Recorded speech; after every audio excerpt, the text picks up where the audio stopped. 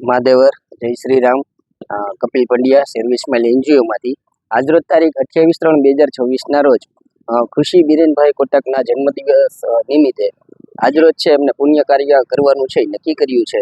તો આ જન્મદિવસના પુણ્ય કાર્યના સહભાગી રૂપે આજે અમારી સર્વિસ સ્માઇલ એનજીઓની ટીમ છે એ ચૈત્ર મહિનામાં કીડિયારું છે એ કીડિયારાનું ખૂબ મહત્વ હોય છે.